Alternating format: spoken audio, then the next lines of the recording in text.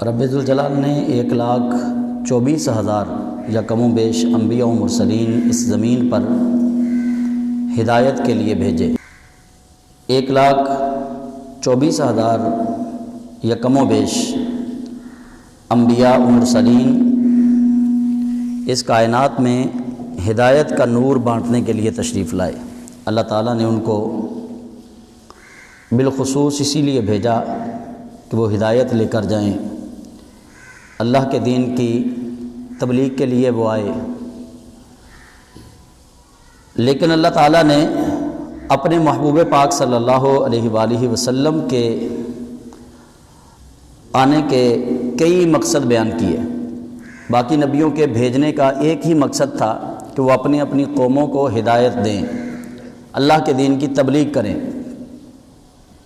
لیکن رسول اللہ صلی اللہ علیہ وسلم کو اللہ نے بھیجا تو رب نے فرمایا وما ارسلناک الا رحمۃ للعالمین، اے محبوب ہم نے آپ کو جہان والوں کے لیے رحمت بنا کر بھیجا ہے۔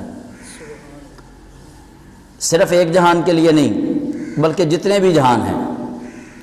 اس کے اندر مختلف روایتیں ہیں، 18,000 جہان ہیں یا 20,000 جہان ہیں، جتنے بھی جہان ہیں اللہ تعالیٰ نے العالمین، یہ عالم کی جمع ہے تو اس کے اندر جتنے بھی عالم ہوں، جتنے بھی اللہ تعالیٰ نے عالم بنائے ہیں وہ ہر عالم کے لیے رحمت بن کے آئے۔ اللہ نے ان کو بھیجنے کا جو عظیم مقصد ہے وہ رب تعالیٰ نے خود بیان فرمایا۔ اللہ فرماتا وما ارسلناک، محبوب ہم نے آپ کو ایسے تو بھیجا ہی نہیں ہے، وما ارسلناک، اور نہیں بھیجا ہم نے آپ کو۔ پہلے اللہ کریم نہیں بھیجنے کی بات کر رہا ہے، وما ارسلناک، ہم نے آپ کو ایسے ہی نہیں بھیج دیا، باقی نبیوں کی طرح نہیں بھیجا، الا رحمۃ للعالمین، اگر ہم نے آپ کو بھیجا ہے تو پھر عالمین کے لیے رحمت بنا کر بھیجا ہے۔ یہ جو وصف ہے رحمت للعالمین والا، یہ نبی علیہ السلام کو ہی عطا کیا گیا، حضور کے علاوہ کسی اور نبی کو عالمین کے لیے رحمت بنا کر نہیں بھیجا گیا۔ وہ رسول تھے اپنی بستی کے لیے، وہ نبی تھے اپنے قبیلے کے لیے، ایک خاص قوم کے لیے۔ ان کی نبوتیں محدود، ان کی رسالتیں بھی محدود، ان کے علاقے بھی محدود، تبلیغ کا دائرہ کار بھی محدود۔ کسی کو کتاب دی ان کی امت کے لیے، ان کے جس امت کی طرف وہ آئے ان کی امتیں بھی محدود تھیں، لیکن سید عالم صلی اللہ علیہ وسلم آپ کو امت دی ہے تو وہ بھی ساری امتوں سے افضل ترین اور ساری امتوں سے بڑی امت، اور آپ کو جو کتاب دی ہے وہ بھی ایسی کتاب ہے جس کے اندر تمام کتابوں کے علوم موجود ہیں۔ اور آپ سرور کائنات صلی اللہ علیہ وسلم کو جو شخصیت عطا فرمائی ہے، حضور کی شخصیت وہ شخصیت ہے کہ سارے نبیوں کی صفتیں اللہ نے اپنے محبوب میں جمع فرما دی ہیں۔ تمام نبیوں کی صفات کو حضور سید عالم صلی اللہ علیہ وسلم کو جوامع الکلم بنا کر بھیجا گیا۔ تمام کلام کا مجموعہ، آپ صلی اللہ علیہ وسلم جوامع الکلم ہیں۔ ہر علم حضور کے پاس جو اللہ نے عطا کیا، ہر کلام اللہ نے حضور علیہ السلام کو عطا کیا، ہمہ صفات سے، تمام قسم کی صفات سے متصف فرما کر اللہ تعالیٰ نے نبی علیہ السلام کو بھیجا۔ کسی نے کیا خوب کہا کہ حسن یوسف دم عیسیٰ ید بیضا داری، آنچے خوباں ہمہ دارند لیکن تو تنہا داری۔ یا رسول اللہ حسن یوسف بھی بڑی بات ہے، اور عیسیٰ علیہ السلام کا دم کرنا یہ بھی بڑے کمال کی بات ہے، اور موسیٰ علیہ السلام کا نورانی ہاتھ یہ بھی بڑے کمال کی بات ہے۔ آنچے خوباں سارے بڑے خوب ہیں لیکن تو تنہا داری، آقا تیرا جواب کوئی نہیں۔ جتنے بھی اللہ نے بھیجے ہیں سارے خوب ہیں، آنچے خوباں سارے خوب، سارے خوب سے خوب تر، لیکن آقا تیرا جواب کوئی نہیں۔ اور پیر مہر علی شاہ صاحب رحمۃ اللہ علیہ اسی لیے تو کہتے ہیں کہ چپ کر مہر علی اتھے جا نہیں ہو بولن دی۔ اور یہ ذات والا صفات، حضور کی ذات ایسی ہے کہ اس ذات کے متعلق گفتگو کرتے ہوئے ہر کسی نے اینڈ یہیں پہ کیا ہے کہ بعد از خدا بزرگ تو ہی قصہ مختصر، کہ حضور اللہ کے بعد بزرگ ترین ہستی ہیں۔ اللہ کے بعد اگر کسی کو عزت ہے، اللہ کے بعد اگر کسی کو مقام ہے، اللہ کے بعد اگر کسی کو شرف ہے تو وہ رب کی عطا سے مصطفیٰ جان رحمت صلی اللہ علیہ وسلم کو ہے۔ اسی لیے تو امام احمد رضا کہتے ہیں کہ سب سے اولا و اعلیٰ ہمارا نبی، سب سے بالا و بالا ہمارا نبی، سارے اچھوں میں اچھا سمجھیے جسے، ہے اس اچھے سے اچھا ہمارا نبی۔ تو اعلیٰ حضرت نے انہی احادیث طیبات کا یا قرآن پاک کی آیات کا ترجمہ یہ کیا ہے، اور حضور کی امت کو یہ بتایا ہے کہ نبی پاک صاحب الاولاق صلی اللہ علیہ وسلم کا جواب کوئی نہیں۔ حضرت حسان بن ثابت بھی اسی لیے کہتے ہیں نواسن من کلام ترقت عینی، کہ یا رسول اللہ میری اس آنکھ نے آپ جیسا حسین دیکھا ہی نہیں۔ یہ حضرت حسان بن ثابت وہ ہیں کہ جن کی عمر 120 سال ہوئی ہے، 60 سال انہوں نے کفر میں گزارے، 60 سال اسلام میں گزارے، اور جب اسلام لے آئے تو خود ہی یہ واقعہ بیان کرتے ہیں کہ جس دن اللہ کے حبیب علیہ السلام کی ولادت باسعادت ہوئی تھی تو میں چھوٹا سا تھا، 7-8 سال میری عمر تھی، یا بالفاظ دیگر جو دوسری روایتوں میں ہیں آپ فرماتے ہیں کہ میں نبی کریم صلی اللہ علیہ وسلم کی ولادت باسعادت کے وقت اتنا ضرور تھا کہ جو بات میں سنتا اس کو میں یاد کر لیتا، وہ مجھے یاد ہو جاتی۔ کہتا ہے جب حضور سید عالم صلی اللہ علیہ وسلم جس صبح آپ دنیا میں تشریف لے کر آئے ہیں تو میں نے سنا کہ ایک یہودی پہاڑی پہ چڑھ کے مدینہ منورہ میں وہ یہودیوں سے کہہ رہا ہے کہ آج تمہاری عزت خاک میں مل گئی، آج تم سے نبوت چھین لی گئی، آج یہ نبوت بنی اسرائیل سے چھین کر قریش کو دے دی گئی۔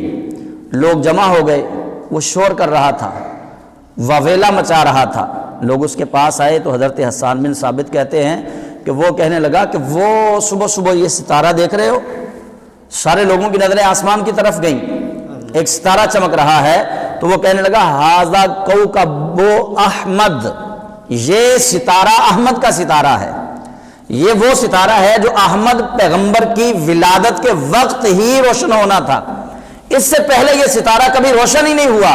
ہم نے اپنی کتابوں میں پڑھا ہے، تورات میں، وہ پہلے عالم تھا، اس نے کہا یہودی تھا وہ کہنے لگا ہم نے اپنی کتاب میں پڑھا ہے کہ جب یہ ستارہ نمودار ہوگا، اس ستارے کا مطلب یہ ہوگا کہ خاتم النبیین تشریف لا چکے ہیں، یہ وہ آیا ہے جس کا نام احمد ہوگا اور اس کے بعد نبی کوئی نہیں آئے گا، اور اس کے بعد دوبارہ یہ ستارہ کبھی طلوع نہیں ہوگا۔ یہ حضور علیہ السلام کی ولادت باسعادت کے وقت ہی ستارہ نمودار ہوا۔ تو حضرت حسان بن ثابت رضی اللہ تعالیٰ عنہ کہتے ہیں کہ پھر جب حضور علیہ السلام مدینہ منورہ تشریف لے آئے، میں نے تو کلمہ پڑھ لیا، میں پھر اس یہودی کے پاس گیا، میں نے کہا اب کون سی چیز تجھے روک رہی ہے؟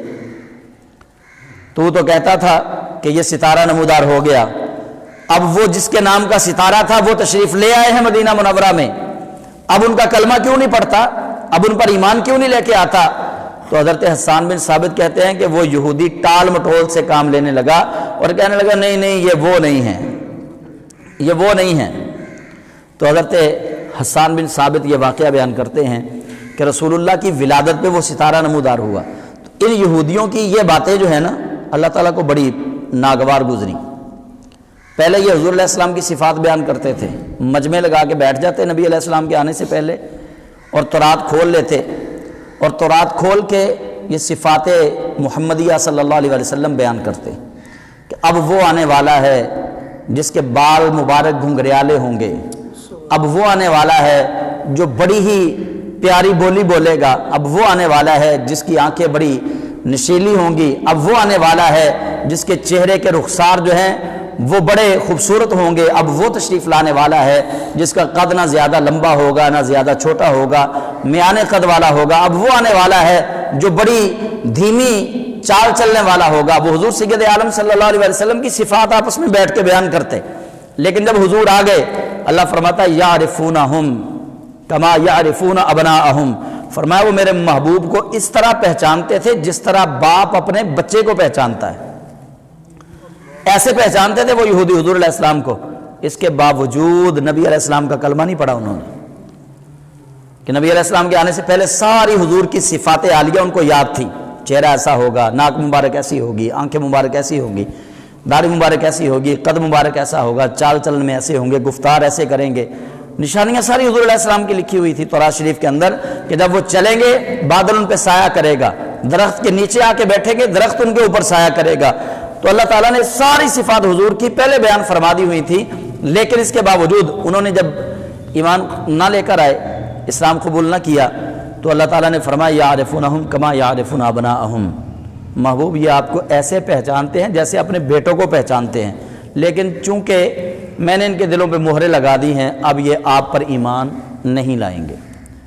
انداز حسینوں کو سکھائے نہیں جاتے، جو امی لقب ہوں وہ پڑھائے نہیں جاتے، ہر ایک کی قسمت میں کہاں دیدار نبی کا ابو جہل کو محبوب دکھائے نہیں جاتے۔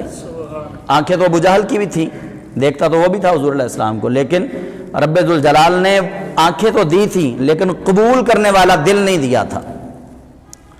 تو نبی پاک صلی اللہ علیہ وسلم کے صحابی حضرت حسان بن ثابت حضور کی صفات بیان کرتے ہوئے کہتے ہیں وَأَحْسَنُ مِنْكَ لَمْ تَرَ قَطُّ عَيْنِي، آقا اللہ نے سب سے زیادہ حسین آپ کو بنایا ہے۔ اچھا، یہ حضرت حسان صحابی رسول ہیں، اور یہ جو جملے ہیں یہ انہوں نے اس وقت کہے جب نبی علیہ السلام ممبر پر تشریف فرما تھے۔ تو یہ آگے تو حضور علیہ السلام نے ان سے کہا کہ حسان آؤ یہاں میرے ممبر پہ بیٹھو، تم میری نعت سناؤ۔ تو یہ حضرت حسان ممبر پہ ہیں اور سید عالم صلی اللہ علیہ وسلم نیچے تشریف فرما ہوئے، اور یہ پڑھ رہے ہیں ممبر پہ بیٹھ کے وَأَحْسَنُ مِنْكَ لَمْ تَرَ قَطُّ عَيْنِي، یا رسول اللہ آپ سے زیادہ حسین میری آنکھ نے دیکھا ہی نہیں ہے۔ سبحان اللہ۔ اور اس پہ اعتراض تو ہے، اس جملے پہ اعتراض تو بنتا تھا کل کا کہ آپ کی آنکھ نے نہیں دیکھا، مدینے میں نہیں ہوگا، شاید عجم میں کہیں ہو۔ آپ کون سا ایران گئے ہیں؟ شاید ایران میں کوئی نہ ہو، شاید ہندوستان میں کوئی ہو۔ اس پہ جواب تو بنتا تھا۔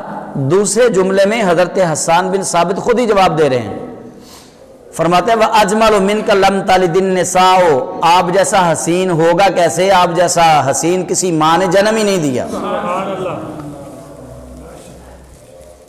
خُلِقْتَ مُبَرَّأً مِّن كُلِّ عَیْب، یہ حضور کے سامنے وہ صفات عالیہ بیان کر رہے ہیں۔ خُلِقْتَ مُبَرَّأً مِّن كُلِّ عَیْب، آپ کو اللہ نے ہر عیب سے پاک پیدا فرمایا ہے، ہر عیب سے پاک پیدا فرمایا۔ کَأَنَّكَ قَدْ خُلِقْتَ كَمَا تَشَاءُ، گویا اللہ نے آپ کو ایسے ہی پیدا کیا ہے جیسے آپ نے اللہ کو کہا تھا۔ اب یہ صحابی نبی علیہ السلام کے سامنے بیٹھ کے حضور کی صفت بیان کر رہے ہیں کہ یا رسول اللہ آپ کو ایسے اللہ نے بنایا جیسے آپ نے کہا، جیسے آپ نے چاہا۔ اب حضور علیہ السلام کہہ سکتے تھے کہ حسان میرے چاہنے سے کیا ہوگا، یہ جملہ نہ کہو کہ جیسے میں نے چاہا، بس جیسا اللہ نے بنا دیا میں بن گیا، حضور یہ کہہ سکتے تھے، لیکن نبی پاک صاحب الولاق صلی اللہ علیہ وسلم نے یہ ارشاد نہیں فرمایا، بلکہ حضرت حسان کے منہ سے صفات کاملہ سننے کے بعد، نعت سننے کے بعد اللہ کے حبیب علیہ السلام نے انہیں دعا دی۔ دعا کیا تھی کہ یا اللہ روح القدس یعنی جبریل کے ذریعے ان کی مدد فرما، یہ دعا دے رہے ہیں حضور۔ تو نبی پاک صاحب الولاق صلی اللہ علیہ وسلم آپ کی صفات عالیہ وہ ہیں کہ جو کسی کی سمجھ میں نہیں آنے والی، اور رب نے ایسے ہی حضور علیہ السلام کو رحمت للعالمین بنا کر بھیجا۔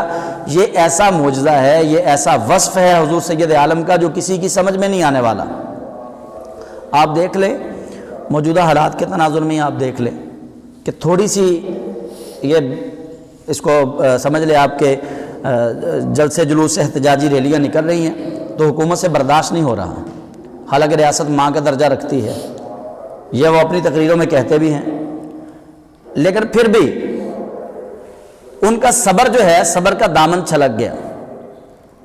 ایسے ہی آپ اپنے گھر کو دیکھ لیں، ماں کتنا پیار کرتی ہے، باپ کتنا پیار کرتا ہے، لیکن ایک حد ہے، والدہ کے پیار کی اور والد کے پیار کی ایک حد ہے۔ جیسے ہی اولاد اس حد کو کراس کرتی ہے، کبھی ماں کہہ دیتی ہے دفع ہو جا گھر سے نکل جا، کبھی باپ کہہ دیتا ہے دفع ہو جا گھر سے نکل جا، تمہارا ہمارا لینا دینا ہی کوئی نہیں، تمہارے ساتھ آج کے بعد ہمارا مرنا اور جینا ختم۔ جس طرح اب ہو رہا ہے، ریاست بھی ماں کا درجہ رکھتی ہے، لیکن اللہ کریم جل جلالہ بھی اپنے بندے سے پیار کرتا ہے 70 ماؤں سے زیادہ۔ اب میں آپ کو جو چیز سمجھانا چاہتا ہوں وہ یہ ہے کہ ریاست کے بھی صرف دعوے ہیں، اور ہمارے ماں باپ کے بھی صرف دعوے ہیں۔ جو پیار مدینے کا والی کرتا ہے نا، وہ سگی ماں بھی پیار نہیں کرتی۔ سبحان اللہ۔ جو رحمت حضور تقسیم فرماتے ہیں نا، وہ سگی والدہ، سگا والد بھی وہ رحمت تقسیم نہیں فرما سکتا۔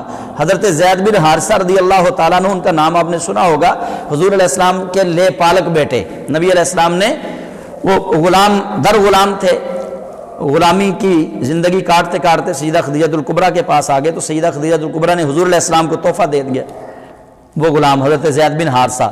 تو نبی علیہ السلام نے ان کو کر دیا آزاد اور ان کو بیٹا بنا لیا۔ وہ حضرت زید بن حارثہ کے والد صاحب جو ہیں، وہ ڈھونڈتے ڈھونڈتے آ گئے، وہ ان کو پتہ چلا کہ یہاں ہے۔ وہ نبی علیہ السلام کی بارگاہ میں آئے تو سید عالم صلی اللہ علیہ وسلم، آپ رحمت للعالمین ہیں، آپ نے فرمایا زید کو بلاؤ، اگر وہ تمہارے ساتھ جانا چاہتا ہے تو چلا جائے، مجھے تو کوئی اعتراض نہیں، میں تو زید کی ماں کو دکھ نہیں دے سکتا، تم اس کے والد ہو، میں تمہیں بھی دکھ نہیں دے سکتا۔ حضرت زید کو انہوں نے دیکھا، آنکھیں بھر آئیں، اپنے بیٹے کو گلے سے لگایا، بڑے سالوں کے بعد ملے تھے، بڑا پیار کیا، ٹھنڈک محسوس کی، اپنے بیٹے سے کہتے چلو تمہاری ماں تمہاری یاد میں بہت رو رہی ہے، آؤ چلیں۔ تو حضرت زید بن حارثہ کہتے ہیں کہ جو پیار مجھے محمد عربی نے دیا ہے، یہ پیار میری سگی ماں بھی مجھے نہیں دے سکتی، میں آپ کے ساتھ نہیں جا سکتا، مجھے جو الفتیں یہاں سے ملی ہیں، جو محبتیں یہاں سے ملی ہیں، وہ مجھے کہیں اور سے نہیں ملیں گی۔ بے شک آپ میرے والد حقیقی ہیں اور میری والدہ حقیقی وہ ہے جو جس نے آپ کو بھیجا ہے مجھے لینے کے لیے، لیکن میں ان کا ساتھ چھوڑ کے نہیں جا سکتا، جو پیار یہ کرتے ہیں وہ دنیا میں کوئی نہیں کر سکتا۔ نبی پاک صلی اللہ علیہ وسلم، آپ کو اللہ نے وہ رحمت بنا کر بھیجا ہے کہ جس رحمت کے ساتھ غصہ جڑا ہوا ہی نہیں ہے، یہ ایسی رحمت ہے حضور۔ ہمارے والدین بھی ہمارے لیے رحمت ہیں، لیکن کبھی کبھی یہ رحمت جو ہے غصہ میں تبدیل ہو جاتی ہے، لیکن سید عالم صلی اللہ علیہ وسلم آپ کیسی رحمت ہیں کہ آپ کو طائف کی وادی میں لہو لہان کیا جاتا ہے، خون مبارک زمین پر تشریف لاتا ہے، اس کے باوجود اللہ کے حبیب علیہ السلام دعا کیا کرتے ہیں کہ اللہم اہدی، اللہم اہدنی، یا اللہ ان کو ہدایت دے، میں ان کے لیے ہدایت کا طلبگار ہوں۔ اللہم اہد قومی، یا اللہ میری قوم کو ہدایت عطا فرما۔ حضور ان کے لیے ہدایت کی دعا کرتے ہیں۔ فَإِنَّهُمْ لَا يَعْلَمُونَ، یا اللہ یہ مجھے جانتے ہی نہیں ہیں، ان کو کیا پتا، اگر ان کو پتا ہو کہ میں کون ہوں پھر یہ کبھی میری توہین نہ کریں۔ یا اللہ میری قوم کو ہدایت عطا فرما، اللہم اہد قومی فَإِنَّهُمْ لَا يَعْلَمُونَ، یا اللہ میری قوم کو ہدایت عطا فرما، یہ مجھے نہیں جانتے میں کون ہوں۔ تو مدینے کے والی صلی اللہ علیہ وسلم، آپ کو جو لوگ لہو لہان کر رہے ہیں، آپ ان کے لیے دعا کر رہے ہیں، آپ کو وہ کبھی گالیاں دیتے ہیں، کبھی آپ کے نام مبارک کو بگاڑتے ہیں، اللہ کے حبیب صلی اللہ علیہ وسلم آپ آگے سے دعائیں دے رہے ہیں ان کو۔ یہ رحمت جو ہے، ایسی رحمت کائنات میں آپ کو کہیں نہیں ملے گی۔ اللہ کریم جل جلالہ اسی لیے تو فرما رہا ہے وَمَا أَرْسَلْنَاكَ إِلَّا رَحْمَةً لِّلْعَالَمِينَ، محبوب ہم نے آپ کو عالمین کے لیے بس رحمت ہی بنا کر بھیجا ہے، غصہ بنا کے نہیں بھیجا، جلال والا بنا کے نہیں بھیجا، بس رحمت ہی بنا کر بھیجا ہے۔ بلکہ آپ دیکھیے غزوہ بدر میں ابو جہل اینڈ کمپنی نبی علیہ السلام سے کہتے ہیں، بدر کے میدان میں لڑائی ہو رہی ہے، تو ابو جہل کہتا ہے کہ اے محمد اگر تو سچا ہے اور تیرا یہ قرآن سچا ہے اور تیرا رب سچا ہے تو پھر اپنے رب سے کہہ فَأَمْطِرْ عَلَيْنَا حِجَارَةً مِّنَ السَّمَاءِ، کہ تیرا رب آسمان سے پتھروں کا مینہ برسائے، ہمارے اوپر پتھر برسائے تیرا رب، اگر تیرا رب سچا ہے۔ اللہ تعالیٰ نے اپنے محبوب کریم علیہ السلام سے فرمایا کہ حبیب اس کو کہو کہ جب تک میرا حبیب تمہارے درمیان موجود ہے ہم کبھی پتھر نہیں برسائیں گے۔ یہ اللہ تعالیٰ نبی کریم صلی اللہ علیہ وسلم کی رحمت سے ابو جہل کو بھی حصہ عطا فرما رہا ہے کہ یہ ایسی رحمت ہیں جن کے ہوتے ہوئے کافروں پر پتھر بھی نہیں برستے، کافروں کو نیست و نابود بھی نہیں کیا جاتا۔ آپ قوم عاد کو دیکھ لیں، قوم سمود کو دیکھ لیں، قوم لوط کو دیکھ لیں، قوم ابراہیم کو دیکھ لیں، قوم یعقوب کو دیکھ لیں، قوم موسیٰ و عیسیٰ کو دیکھ لیں، آپ قوم نوح کو دیکھ لیں، آپ کسی بھی نبی کی قوم کا حال پڑھ کے دیکھیں، جب انہوں نے اپنے نبی کی بات نہیں مانی، اللہ نے کسی کو پانی میں غرق کر دیا، اللہ نے کسی کو زمین سے اٹھایا اور پھر زمین کے اندر دھنسا دیا، اللہ نے کسی کے اوپر آسمان سے پتھر برسائے، کسی کے چہرے بندروں کے کر دیے، کسی کو سور بنا دیا، خنزیر بنا دیا، اور کسی کے چہرے مسخ کر دیے۔ رب ذوالجلال نے کسی قوم پر ٹڈیوں کا مینہ برسا دیا، کسی قوم پر مینڈک کا مینہ برسا دیا۔ اللہ رب ذوالجلال نے ہر امت کے نبی کی خاطر ان امتوں پر عذاب بھیجے، لیکن محمد عربی صلی اللہ علیہ وسلم کے نام آنے والے عذاب مانگ رہے ہیں، اور اللہ فرما رہا ہے کہ نہیں، جب تک میرا محبوب تمہارے درمیان ہے میں عذاب نہیں بھیجوں گا۔ یہ بھی تو نافرمان قوم ہے نا، وہ بھی نافرمان قومیں تھیں، یہ بھی نافرمان قوم ہے، اور اس قوم کی نافرمانی کس حد تک تھی؟ نبی پاک صلی اللہ علیہ وسلم بازار میں سے گزرتے تو یہ لوگ حضور سید عالم کا نام مبارک بگاڑتے۔ اللہ کے حبیب علیہ السلام خانہ کعبہ میں نماز ادا فرما رہے، سجدہ میں تشریف لے گئے تو عقبہ بن ابی معیط کافروں کے سرداروں میں سے تھا، عقبہ بن ابی معیط، یہ اونٹ کی اوجڑی لے کر آ گیا اور نبی کونین صلی اللہ علیہ وسلم کے جسم مبارک پر اس نے پھینک دی۔ یہ اس سے بڑھ کے اور کیا عذاب کو دعوت دینے والی چیز ہو سکتی ہے؟ ابو جہل نے نبی کونین صلی اللہ علیہ وسلم کے ایک دفعہ مبارک گلے میں کپڑا ڈال کے اس کو بڑے زور سے دبایا۔ اس سے بڑھ کے اور کیا بے ادبی ہو سکتی ہے؟ لیکن رب ذوالجلال کے یہ حبیب جس کو اللہ رب ذوالجلال نے رحمت للعالمین بنا کر بھیجا ہے، نبی علیہ السلام، آپ کا کیا خیال ہے حضور بد دعا کرتے اور اللہ قبول نہ کرتا؟ اگر حضور اشارہ کر دے تو چاند دو ٹکڑے ہوتا ہے، اگر حضور اشارہ کر دے تو ڈوبا ہوا سورج واپس آ جاتا ہے، حضور اشارہ فرما دے تو درخت اپنی جڑیں زمین سے نکال کے حضور کی بارگاہ میں چل کے آ جاتا ہے۔ نبی علیہ السلام اشارہ فرما دیں، ابو جہل کی مٹھی میں پتھر کا کلمہ پڑھتے ہیں، تو کیا یہ اللہ سے دعا کرتے ہیں کہ یا اللہ اس کو نیست و نابود کر، یا اللہ ان کو غرق کر، یہ کیا کر رہے ہیں؟ نبی علیہ السلام نے ان کے لیے بد دعا نہیں کی۔ یہ مفہوم ہے وما ارسلناک الا رحمت للعالمین کا، کہ رب فرماتا ہے محبوب ہم نے آپ کو بس رحمت ہی رحمت بنا کر بھیجا ہے، رحمت ہی رحمت۔ ایک ہوتا ہے رحمت تقسیم کرنے والا، جیسے آپ یہ جانتے ہوں گے کہ حاجی منیر صاحب یہ چینی فروخت کرتے ہیں، یہ ڈیلر تو ہو سکتے ہیں لیکن مل آنر نہیں ہے۔ چینی بنانے والی فیکٹری وہ کمالیہ میں ہے یا سمندری میں ہے، یہ چینی بنانے والے نہیں ہیں، چینی بنانے والے وہ ہیں۔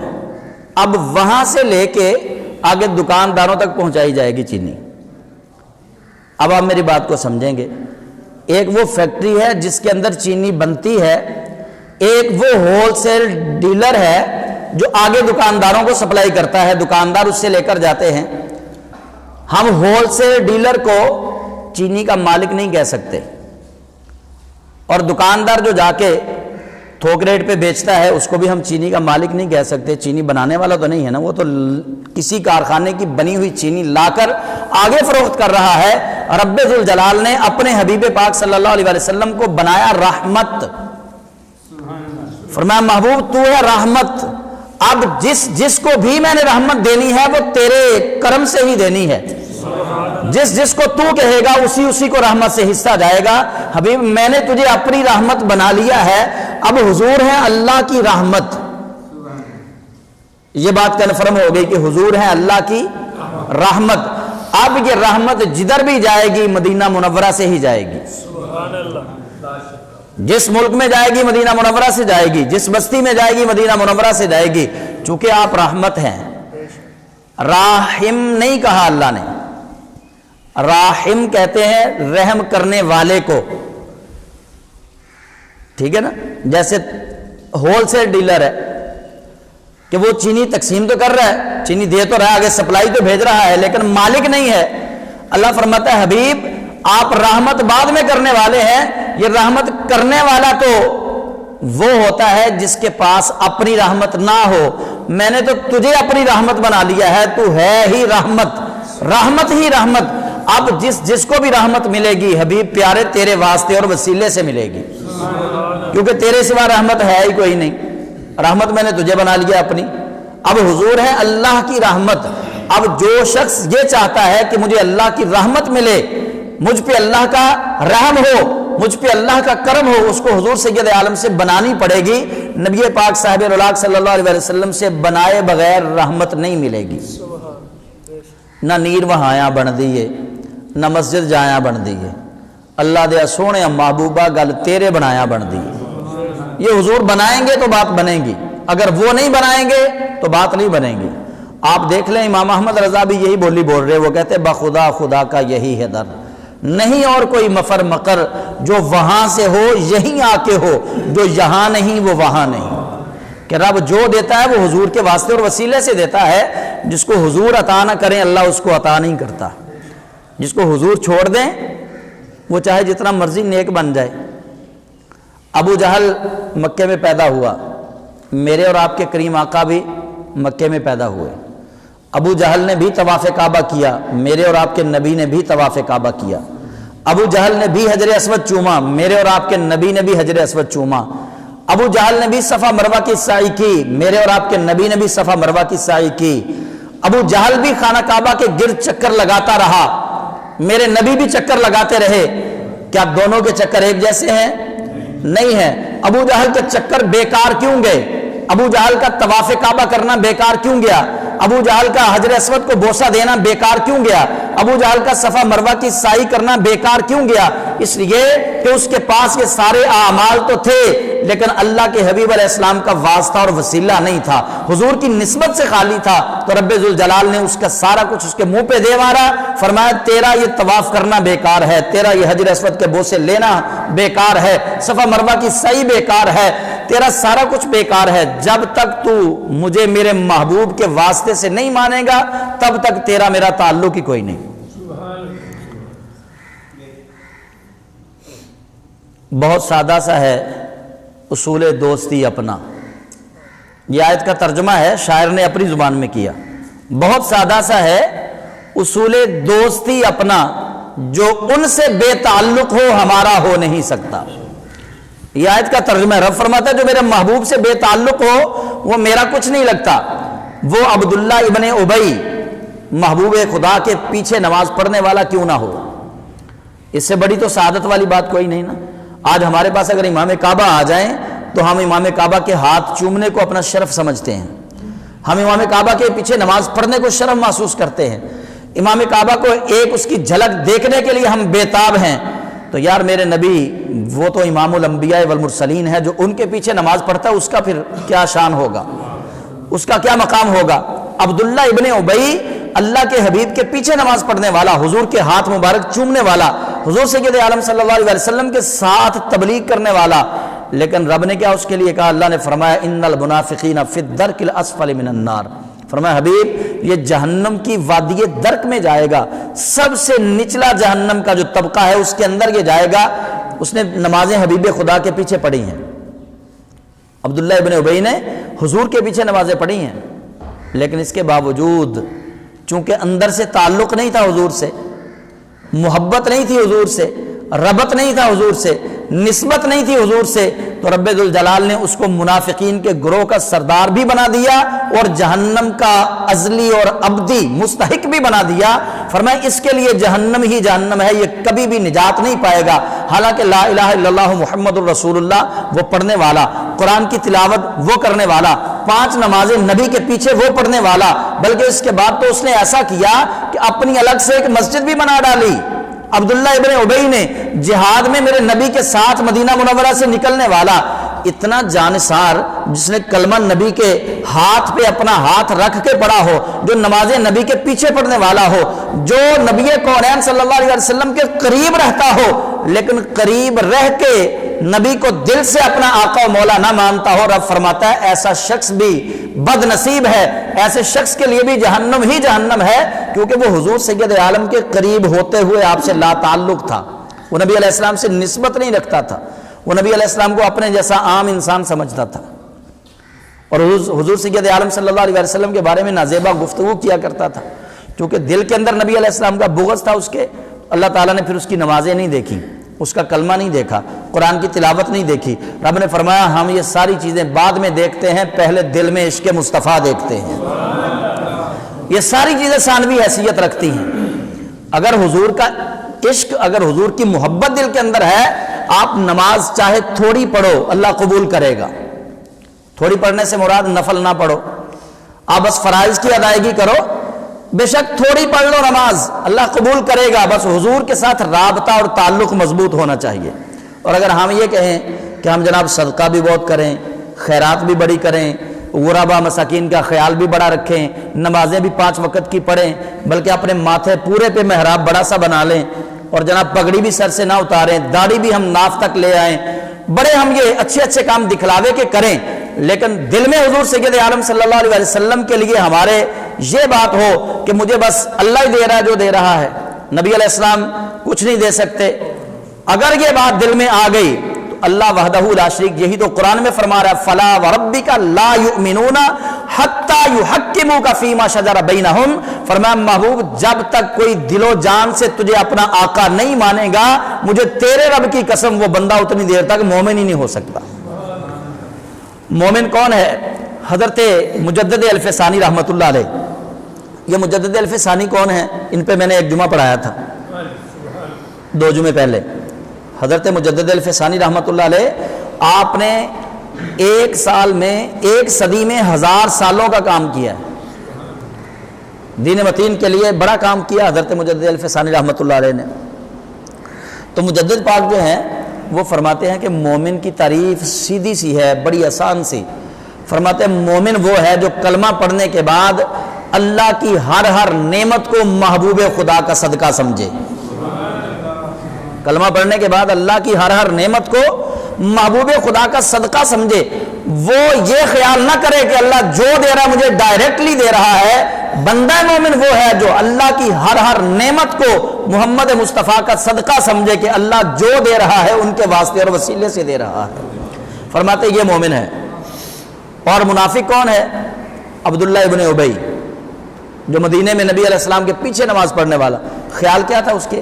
بڑے فاسد خیالات رکھتا تھا، اپنے دوستوں میں بیٹھتا تو کہتا دیکھو جی اگر محمد صلی اللہ علیہ وسلم کو غیب کی خبریں آتی ہوں تو پھر اس کو پتہ نہ چلے میں اس کا دشمن ہوں، میں تو اس کی مسجد میں اس کے پیچھے نمازیں پڑھتا ہوں، اس کے جناب میں قافلے میں جاتا ہوں، اس کے ساتھ بیٹھا رہتا ہوں، اس کو پتہ ہی نہیں چلتا۔ یہ عبداللہ ابن ابی بولی بولتا صحابہ میں، صحابہ کو متنفر کرنے کے لیے حضور علیہ السلام سے۔ تو نبی پاک صلی اللہ علیہ وسلم تو اللہ کے بلانے سے ہی بولیں گے نا، کیونکہ نبی ہوتا ہی وہ ہے، جتنے نبی آئے سب اللہ کی مرضی سے ہی بولے، نبی اپنی مرضی سے بولتے ہی نہیں ہیں۔ اللہ تعالیٰ نے فیصلہ قرآن میں کیا، اللہ فرماتا ہے وما ینطق عن الہوی، میرا محبوب اپنی مرضی سے بولتا ہی نہیں، ان ہوا الا وحی یوحی، یہ تو وہی بات کرتا ہے جو میں اس پر وحی کرتا ہوں۔ رب فرماتا ہے میرا حبیب اپنی مرضی سے بولتا ہی نہیں۔ اور جو عبداللہ ابن ابی منافق تھا وہ اپنے ساتھیوں سے کہنے لگا دیکھو اگر یہ محمد نبی ہوتا تو میں اس کا دشمن ہوں دل سے، میں نے کلمہ تو اوپر سے پڑھا ہے نا، اس کو پتہ تو چل جاتا، لیکن دیکھ لو میں اس کا دشمن ہوں، اس کے پیچھے نماز پڑھتا ہوں، اس کو نہیں پتہ، میں اس کا دشمن ہوں، اس کے ساتھ میں جہاد کی باتیں کرتا ہوں، اس کو نہیں پتہ چلتا، میں اس کا دشمن ہوں، اس کی مجلس میں بیٹھا رہتا ہوں، اس کو پتہ نہیں چلتا۔ رب ذوالجلال نے پھر وہ وحی بھی نازل فرما دی اپنے محبوب پر، جس میں بتا دیا کہ محبوب یہ بھی منافق ہے، یہ بھی منافق ہے، یہ بھی منافق ہے، یہ بھی منافق ہے۔ 17 یا 18 منافقین کا نام لے کے اللہ کریم نے وحی نازل کی اور نبی علیہ السلام سے کہا فرمایا حبیب ان کو اپنی مسجد سے نکال دو۔ نبی علیہ السلام نے صحابہ سے کہا فرمایا ان کو نکالو بھائی، کھڑے کیے تو وہ آگے سے اب معصوم بننے لگے، یا رسول اللہ ہم کیا کہتے ہیں، ہم تو نماز ہی پڑھتے ہیں ادھر، ہم تو کچھ بھی نہیں کرتے۔ نبی علیہ السلام نے صحابہ سے کہا فرمایا اٹھاؤ ان کو، اٹھا کے پھینکو باہر۔ تو جس طرح بچے کو دونوں ہاتھوں پہ اٹھایا جاتا ہے، صحابہ نے پھر ایسے اٹھا کے ہلا کے مسجد سے باہر پھینکے، فرمایا نکلو تو یہاں سے باہر۔